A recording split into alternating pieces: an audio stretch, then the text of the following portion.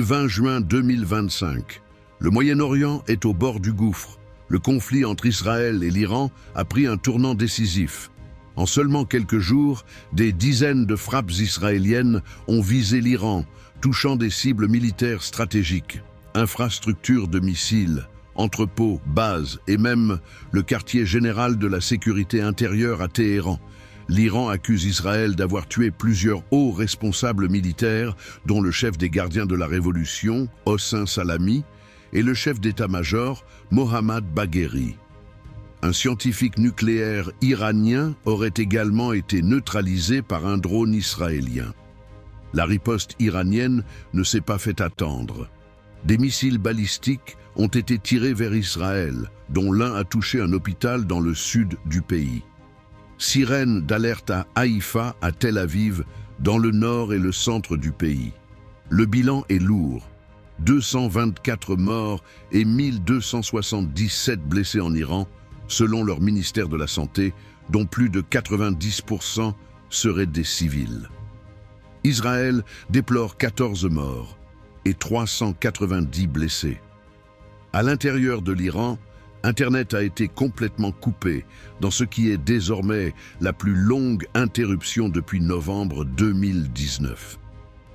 Côté américain, les signaux sont contradictoires. Le président Donald Trump joue un jeu dangereux. Il appelle à la désescalade, tout en prévenant que l'Iran ne doit jamais posséder l'arme nucléaire.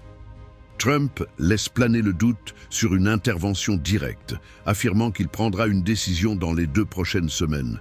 Dans le même temps, les États-Unis aident Israël à intercepter les missiles iraniens. Téhéran menace ouvertement. Si les États-Unis interviennent, leurs bases militaires au Moyen-Orient seront ciblées. Et surtout, aucune négociation ne sera engagée tant que les frappes israéliennes continueront. Le Pentagone a repositionné navires de guerre et avions dans la région. Certains avions ont été retirés du Qatar, signe clair d'une préparation à l'escalade. Sur la scène internationale, le GSEPT appelle à la désescalade, tout en insistant « l'Iran ne doit pas obtenir l'arme nucléaire ». Le Conseil de sécurité de l'ONU prévoit une réunion urgente.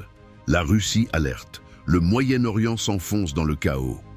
Moscou réitère sa volonté de jouer les médiateurs.